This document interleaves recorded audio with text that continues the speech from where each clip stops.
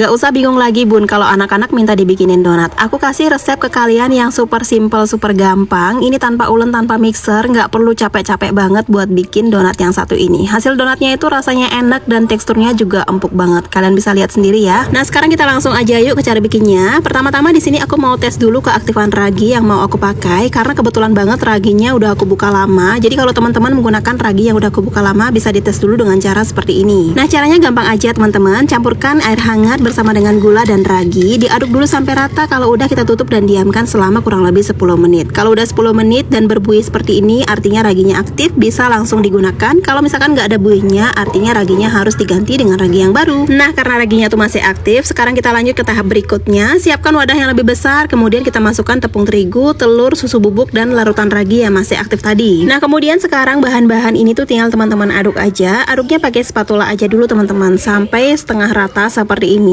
Kalau udah seperti ini, sekarang kita akan tambahkan dengan garam dan juga margarin. Nah, kemudian sekarang ini tinggal kita aduk kembali hingga tercampur merata. Di sini aku aduk menggunakan tangan aja biar lebih gampang karena biasanya margarin ini agak susah diaduk menggunakan sendok atau spatula.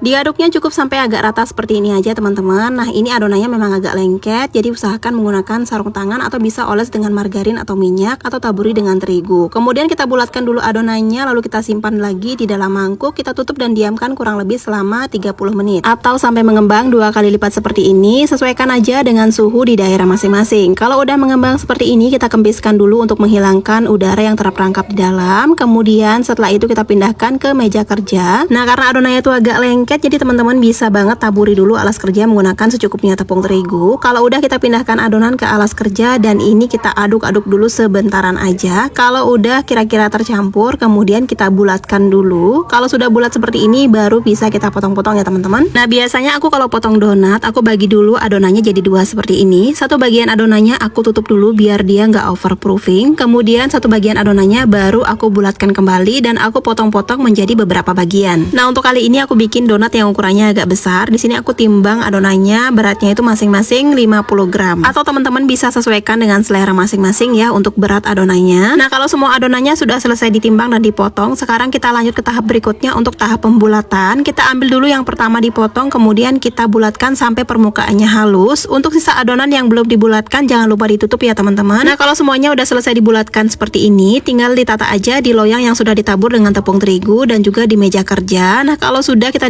diamkan kurang lebih 20 menit. Setelah 20 menit kita lubangi di bagian tengahnya seperti ini. Boleh menggunakan alat apa aja ya teman-teman. Nah kalau udah selesai dilubangi seperti ini, kita tutup kembali adonannya kurang lebih 15-20 menit atau sampai donatnya siap digoreng. Nah tandanya itu biasanya kalau donatnya itu ditekan seperti ini, adonannya tuh nggak langsung balik, jadi dia baliknya perlahan-lahan. Itu artinya donatnya udah siap buat digoreng. Lanjut sekarang kita siapin minyak secukupnya, kemudian kita nyalakan api kecil. Tunggu dulu minyaknya sampai sudah hangat. Kalau sudah kita masukkan donat satu persatu. Kalau udah kecoklatan kita balik dan ini cukup 1 kali balik aja dan tinggal ditunggu aja sampai bagian satunya kecoklatan juga. Kalau kedua sisinya udah kecoklatan seperti ini, tinggal teman-teman angkat dan langsung ditiriskan. Nah kalau menggoreng donat tuh jangan menggunakan api yang terlalu besar ya teman-teman. Soalnya biasanya kalau apinya terlalu besar, luarnya itu udah coklat tapi dalamnya belum matang. Dan jangan juga teman-teman bolak-balik terus biar nggak menyerap minyak. Jadi cukup 1 kali balik aja dan tunggu sampai benar-benar kecoklatan. Nah akhirnya aku selesai juga nih teman-teman buat goreng semua adonan donatnya. Untuk satu resep yang aku bikin ini tuh bisa menghasilkan 20